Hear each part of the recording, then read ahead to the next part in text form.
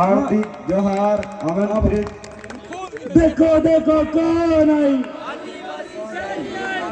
देखो देखो कौन आई, आदिवासी से न्याय, देखो देखो कौन आई, आदिवासी से न्याय, देखो देखो कौन आई, आदिवासी से न्याय।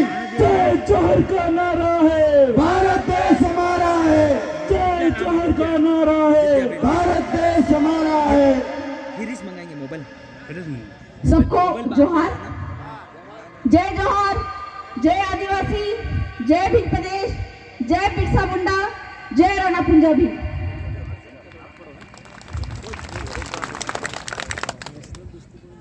कुंभलगढ़ की धरती को नमन करते हुए मैं अपनी बातों को शुरू करना चाहूंगी।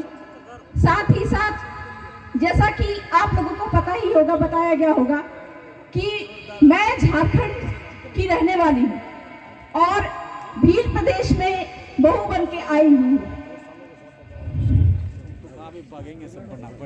पहले मैं जब सामाजिक काम किया करती थी, आदिवासियों के हित के लिए काम किया करती थी, उस समय पर मेरा अकेले चलना होता था।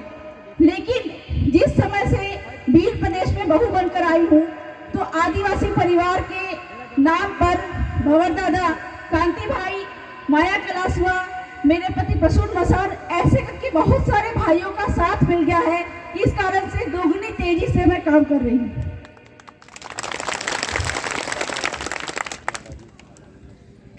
अधिकतर मैं जो बातें करती हूँ अपने आदिवासी समुदाय की बातें करती हूँ, लेकिन मेरी जो बातें होती है वो आदिवासियों के हक अधिकार, संवैधानिक हक अधिकारों पर होती है। भाइयों, पहले हमारे पुरखे जिस समय यहाँ पे देश में अंग्रेजों का आक्रमण हो रहा था या कोई विदेशी यहाँ पे आ रहे थे, उस समय पर हमारे पुरखे तीर धनुष लेकर निकलते थे।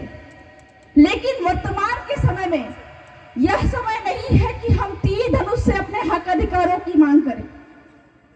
इसके लिए अपने हक अधिकारों को लेने के लिए हमको वर्तमान में कागज कलम की सहायता लेनी पड़ेगी, संविधान की ताकत का इस्तेमाल करना पड़ेगा। और इसी संविधान की ताकत का इस्तेमाल हमने झारखंड में किया था कि कलेक्टर महोदय को ऐसे पूरे गांव वालों के सामने जमीन पर बिठाया था और संविधान पढ़ाया था। पूरे के पूरे 272 गांव वहां पे बैठे थे, आदिवासी समुदाय के और एससी समुदाय के, और वहां पे कलेक्टर महोदय को हमने बताया कि आप आदिवासी और एससी समुदाय की जमीन को नहीं ले सकते। ये बात मैं नहीं कहती हूँ, ये बात संविधान कहता है। वर्तमान के समय में हमारे संविधान बनाने वाले जो लोग थे, हमारे पुरखों ने तो सबसे लड़ाइयां लड़ी और अपने जल जंगल जमीन को बचाया और उसी चीज को संविधान में डाला। लेकिन वर्तमान के समय में पढ़ाई नहीं होने के कारण, जानकारी नहीं होने के कारण हम उसको बचा नहीं पा रहे हैं। तो हमारा जो कुंभलगढ़ का ये क्षेत्र है, आदिवासी क्षेत्र है, यहाँ पर आदिवासियों की संख्या बहुत ज्यादा होने के बावजूद भी एक हमारी जो मांग है, डिमांड है, 5वीं अनुसूचित क्षेत्र में इस क्षेत्र को लागू करने की। ये बात को हमको कलेक्टर महोदय को भी इसी तरह से लगता है जमीन में बैठाकर सिखाना पड़ेगा। तो हम जो मांग करते हैं 5वीं अनुसूची की या फिर आदिवासियों के हक अधिकार की, हमारे पुरखों ने ये जल जंगल जमीन हमको दिलाया और इस चीज को संविधान में भी डाला। लेकिन वर्तमान के समय में सुप्रीम कोर्ट ने भी ये बात बोली है कि कोई भी एक क्षेत्र, अंग्रेजी में ये बात कही है, once an area is declared as scheduled area, then even president himself cannot vary through the subsequent order। हमारे भंवर दादा ने ये बात बताई कि किसी भी क्षेत्र को आदिवासी क्षेत्र यानी कि 5वीं अनुसूची में डालने के लिए 50% जनसंख्या, आदिवासी जनसंख्या की आवश्यकता होती है।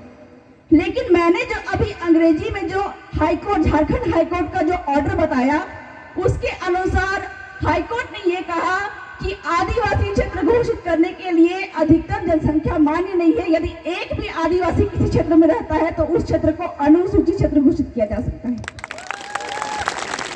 तो वर्तमान के समय में हमारे आदिवासी परिवार, हमारे जो अगुआ जन है, इनके माध्यम से हम मांग करेंगे कि हमारे इस क्षेत्र को 5वीं अनुसूचित क्षेत्र में डाला जाए, ताकि हमको जो वहाँ पे डूंगरपुर, प्रतापगढ़, बांसवाड़ा और बाकी के जो आदिवासी क्षेत्र हैं, वहाँ पे जो सुप्रीम कोर्ट के जजमेंट के अनुसार जल, जंगल, जमीन और खनिज पे आदिवासियों का अधिकार है, वो यहाँ पे भी हो पाए। बहुत सारे सुप्रीम कोर्ट के जजमेंट भी है। जैसा कि मैंने बताया कि मैं झारखंड की रहने वाली हूँ। झारखंड में मुंडा आदिवासी है। वहां पे जो 272 गांव के सामने जो कलेक्टर महोदय को जमीन पर बिठाया था, वो इसीलिए बिठाया था क्योंकि आदिवासियों की जमीन पे 10 लाख टन सोना था, और वो सोना कायदे से सुप्रीम कोर्ट के RM लोढ़ा जजमेंट और समता जजमेंट के अनुसार आदिवासियों का था। लेकिन हमको क्या लगता है कि ये जो जमीनें हैं, ये जमीन सरकारी है। ये जो जमीन के अंदर में जो खनिज है, ये भी सरकार की है। जब सुप्रीम कोर्ट खुद बोल रहा है कि जिसकी जमीन उसका खनिज, तो हमको ये जानना पड़ेगा कि वो 10 लाख टन सोना भी आदिवासियों का था। और वो 10 लाख टन सोना आज अगर आदिवासी निकाल ले तो देश की सत्ता में भी बैठ सकता है। एक एक आदिवासी के पास में एक एक हेलीकॉप्टर होगा, इतना पैसा है आदिवासी के पास में। बहुत दादा के मुंह से मैंने सुना कि हमारे लोग मंदिरों में जाते हैं अनाज चोरी करने के लिए, आटा चोरी करने के लिए। मुझे बहुत दुख हुआ क्योंकि सुप्रीम कोर्ट ने अपने 5 जनवरी 2011 के जजमेंट में ये कहा कि 8% आदिवासी और भील आदिवासी जो है वो इस देश के मूल मालिक है। मूल मालिक होने के बावजूद भी, जल, जंगल, जमीन के मालिक होते हुए भी हमको अपने कानून हक की जानकारी नहीं है। मैंने बताया कि झारखंड में 10 लाख टन सोना आदिवासियों की जमीन पे है। सुप्रीम कोर्ट जो सबसे बड़ा कोर्ट है, वो कह रहा है कि ये खनिज आदिवासियों का है और आदिवासी इसको समिति के माध्यम से या खुद के माध्यम से निकालेंगे। मध्य प्रदेश के सिंगरौली क्षेत्र में 46 लाख टन सोना गोल्ड आदिवासियों की जमीन पे है, और आपके यहाँ राजस्थान के बांसवाड़ा क्षेत्र के घाटोल में भील आदिवासियों की जमीन पे 11 करोड़ टन सोना है। वो किसका है? भील आदिवासियों का है। तो इस जो सोना को अगर आदिवासी निकाल ले तो पूरे देश की सत्ता पे अपना अस्तित्व जमा सकता है, पूरे देश को चला सकता है। आदिवासी गरीब है नहीं, लेकिन चूंकि उसको अपने हक अधिकार की जानकारी नहीं है, संविधान में 5वीं अनुसूची में क्या क्या ताकत है ये उसको जानकारी नहीं है, इस कारण से वो आज गुलाम बन के रह गया है। और जैसा कि दादा ने बताया भी कि आदिवासी मालिक है, उसको गुलाम बनने की आवश्यकता नहीं है। तो आदिवासी परिवार के माध्यम से और संवैधानिक हक अधिकार के माध्यम से ये कि अपने हक अधिकारों को हम सीखे। 5वीं अनुसूची में क्या है हम इसको सीखे, क्योंकि हम मांग तो कर रहे हैं कि हमको 5वीं अनुसूची चाहिए, लेकिन इसमें है क्या? 5वीं अनुसूची के अनुसार ये कहता है, सुप्रीम कोर्ट के जजमेंट हो गए या फिर संविधान ये कहता है कि आदिवासी की जमीन कोई भी गैर आदिवासी नहीं ले सकता। साथ ही साथ एससी की भी जमीन जो है वो कोई गैर आदिवासी एससी समुदाय के अलावा किसी और को नहीं जाएगी। 5वीं अनुसूची के, अभी सुन लीजिएगा पूरी बात, जो मैं जानकारी देना चाह रही हूँ पूरी तरह से सुन लीजिए ताकि आपको समझ में आए कि आपको इस क्षेत्र को 5वीं अनुसूची क्षेत्र क्यों घोषित करवाना है। सुप्रीम कोर्ट ने अपने जजमेंट में ये कहा, पी रम्मी रेड्डी जजमेंट 1988 में ये कहा कि आदिवासी की जमीन कोई गैर आदिवासी नहीं ले सकता। साथ ही आदिवासी क्षेत्र में किसी गैर आदिवासी की भी जमीन है तो वो भी जब बिकेगी तो आदिवासी को ही बिकेगी।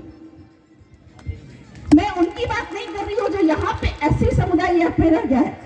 अगर यहाँ पे 5वीं अनुसूची लागू नहीं हुई है फिर भी आपकी जमीन यहाँ पे सुरक्षित है। एससी और एसटी की जमीन यहाँ पे सुरक्षित है। क्यों? क्योंकि आपके राजस्थान के काश्तकारी अधिनियम 1955 में यह अधिकार दिया गया है कलेक्टर को कि एसटी और एससी की जमीन जो है, एसटी की जमीन एसटी को ही बेचनी है और एससी की जमीन एससी को ही बेचनी है, वो किसी गैर को नहीं बेच सकती है।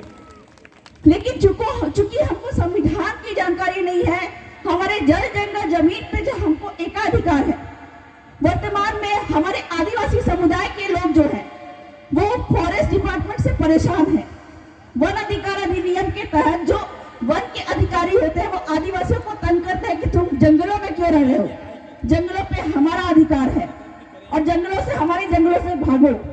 लेकिन जिस समय पे हमारे पुरखे यहाँ पे आए थे, यहाँ पे कोई नहीं था। हमारे पुरखों ने ये जमीन का सीमाना तय किया, गांव का सीमाना तय किया। गांव का सीमाना तय करने के बाद में उन्होंने तय किया कि ये जंगल यहाँ पे हमारे पुरखे, हमारे बच्चे यहाँ पे जंगल से पेड़ से फल तोड़ेंगे, लकड़ी तोड़ेंगे, तो ये जंगल हमारा होगा। गांव के सीमाना में नदी तय किया कि यहाँ पे हमारे जो वंशज होंगे वो यहाँ से पानी पिएंगे।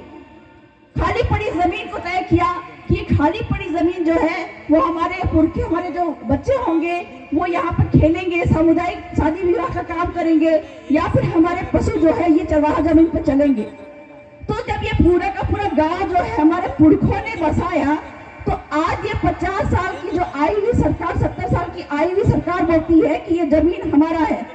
हम ये बात बोलते हैं जो जमीन सरकारी है वो जमीन हमारी है। कैसे है ये हमको जानना पड़ेगा, क्योंकि हर व्यक्ति को अपनी जो जमीन मिलती है वो बाप के बाप के बाप के बाप के दस्तावेज से मिलती है। हर एक व्यक्ति को अगर सरकार की जमीन है, सरकारी जमीन है, तो सरकार के बाप का नाम क्या है? अगर सरकार की बाप की जमीन है तो सरकार के बाप का नाम तो कुछ होना चाहिए, कभी नहीं मिलेगा। आप सूचना के अधिकार के अधिनियम के तहत सरकार से, वन अधिकार अधिनियम के तहत जो फॉरेस्ट डिपार्टमेंट के अधिकारी हैं उनसे जानकारी मांगिएगा कि ये जमीन अगर तुम्हारी है तो इस जमीन पे तुम्हारे बाप का नाम दिखाओ। बाप का नाम नहीं पूछना है, पूछना है कि सरकार का नाम दिखाओ। कभी नहीं दिखा पाएंगे।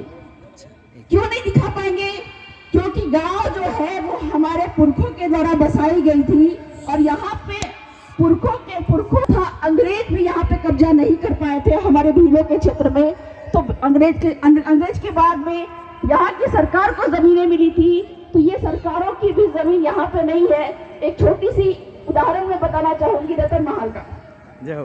गुजरात में रतन महल है, वहाँ के जंगलों में रीछ अभयारण्य के नाम पे एक बहुत बड़ा जंगल तैयार किया जा रहा था। सरकार ने, वन विभाग ने ले लिया था। तो वहाँ के जो आदिवासियों ने सूचना के अधिकार अधिनियम के तहत पूछा कि ये जो जंगल रीछ अभयारण्य है वो किसके नाम पे है? तो वन विभाग ने जवाब दिया कि ये जो रीछ अभयारण्य है, वन है, ये 114 आदिवासियों के नाम पे है, सरकार के नाम पे नहीं है।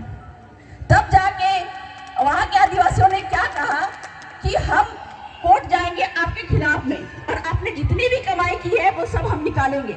तो वहाँ के जो वन अधिकारी जो थे उन्होंने क्या कहा कि आप कोर्ट मत जाइए, यहाँ पे जो छोटा सा रेस्टोरेंट चल रहा है इसको आप चलाइए। तो गांव के कमेटी ने वहाँ पे छोटा सा रेस्टोरेंट चलाना शुरू किया। वहाँ पे शनिवार रविवार करिए कि हमारे क्षेत्र को 5वीं क्षेत्र घोषित करे और जल जंगल जमीन खरीद पे हमारा हक अधिकार दिलवाए। बहुत बहुत जोहार, जय आदिवासी। दीदी ने बहुत अच्छी बात की, इनके लिए जोरदार ताली।